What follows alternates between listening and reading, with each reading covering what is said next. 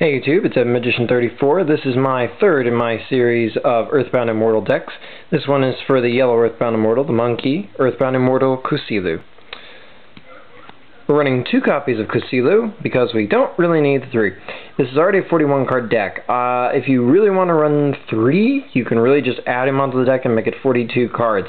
I won't often recommend that. In fact, that's why I'm not running 3. 2 is quite good. There are ways to special summon him from the grave and so on. 2 is good. You don't want to draw him too much, really, because this deck searches itself and thins out, actually. So 2 is good. Now, Cusillu, I like to build these decks around the abilities of the Earthbound Immortals, not just giant beat sticks, and Cusillu's got one of the more difficult abilities to build around. He likes to lose combat and then not lose combat, basically, which is obviously kind of hard since he's a 2800 point monster who can't be the target of your opponent's attacks. So we're going to have to give them big monsters to make sure they have big monsters, and then we're going to have to ram them and stuff. It's complicated. Cusillu's ability is actually kind of pointless.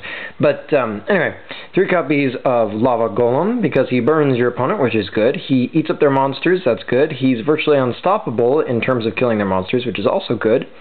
If they negate his summon or bottomless him or something, they just lost their 3000 point beat stick, which is great. Plus they lost their back row card, so it's a lot of card loss for them, basically, if they do that. And if they don't, you've now got something to ram into with Earthbound Immortal Cusillu. And by the way, just for a note, Cusillu's ability halves their life points, yes. But he can attack directly, and he's 2800 attack. So if their life points are 5600 or less, there's no point in using his ability. Anyway. We also run Grinder Golem. There's another reason to run Grinder Golem besides Cusillu, but he also plays well with Cusillu. And we do run Creature Swap. So it's nice to be able to swap one of your 0/0 tokens in attack mode for a 3000 point beat stick from your opponent. Obviously this deck is going to be running Lava Golem's best friend, and that's Battle Fader. We're running 3, plus it's Tribute Fodder, which is nice. And we do run some Tribute monsters besides Cusillu. Plus it just keeps you from getting killed, which is always good. Now here's the interesting spin we've put on Cusillu: zombies. Running 2 copies of Pyramid Turtle. Why? Because he's one of the gosh darn best zombies there is. So he searches all kinds of good stuff, including one very interesting zombie we're going to get to in a little bit. But for now, 2 copies of Pyramid Turtle. And one of Pyramid Turtle's favorite targets, we're running 2 copies of Goblin Zombie. Yes, you can run more, but it's not really recommended, and Goblin Zombie only has a limited number of targets in this deck anyway. So, 2 of this guy, because you can, his ability is mandatory, so you can sync him and you can do all kinds of cool stuff and always get his effect. And search your deck. Really awesome card. 1 copy of Mezuki. Obviously, we're about to get to Plague Spreader. He special summons any zombie from your grave, and that can be very, very useful. And part of the reason that's useful, hey, it's Plague Spreader Zombie, one of your 2 tuners in this deck. He likes to come back a lot, and we can even bring him back from removed from play zone. But obviously you want to bring him back with Mezuki for the most part. Or even better, you could bring him back with Zombie Master. We only run 1 copy, but that's because he can be brought back, and it isn't necessarily the focus of the deck, and so on and so forth. Trust me, 1 works quite well. We're also running Spirit Reaper. Yes, you could run more, but you really don't need to run more than 1 because you're going to be searching him aplenty anyway. So just 1 copy of Spirit Reaper, and he is kind of cool with Cusillu, I guess. But for the most part, you're probably going to want to attack directly rather than kill their monsters with Cusillu, so this guy usually belongs in defense mode. Now here's the interesting zombie that this deck runs, which Cusillu, or indeed any Earthbound Immortal, would actually like quite a bit. Double Coston. Haven't seen this guy in a while, have you? Yes, he looks kind of like he escaped from a Pac-Man game, or possibly from Pokemon. No, he does not belong in the 5th generation of Pokemon, despite the fact that it does have a lot of really odd-looking Pokemon like this. Anyway.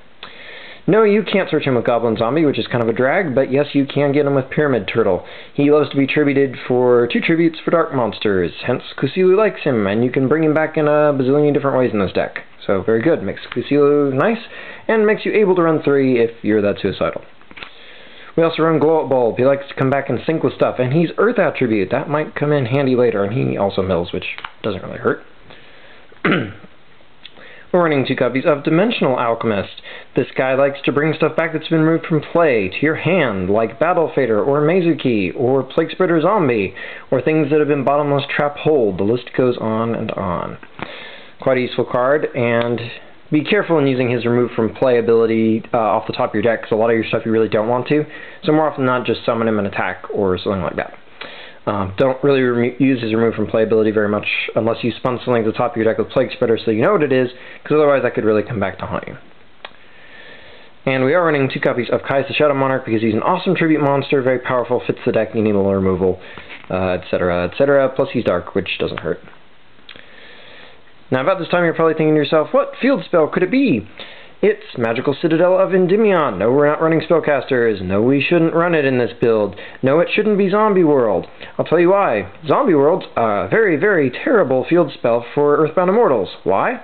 Because you can't tribute summon anything but zombies. And you know what? None of your Earthbound Immortals are zombies.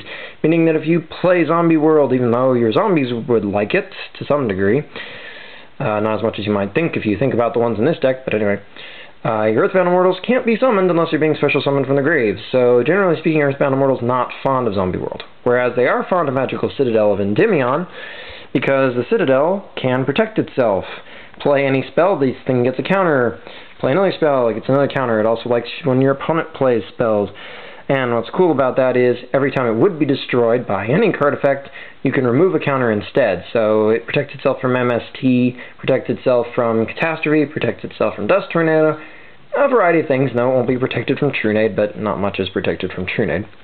So basically we just need a field spell to sit on the field for Cusillu, and this is the one. Monster Reborn. I don't really need to explain that. Dark Hole also doesn't really require explanation. Giant Trunade, pretty much in the same category as those. Obviously, play this with a little bit of sense. Allure of Darkness. You can remove all kinds of things with this, even Cusillu, because remember, you've got Alchemist, and even if you don't Alchemist back Cusillu, you don't necessarily have to use your Earthbound Immortal to win, although that is kind of the point of a theme deck. Pot of Avarice, because there's a lot of stuff you'd like to cycle back into your deck. It's tempting to run 2, but then, again, a lot of your stuff actually wants to stay in the grave, so 1's where we're going to be.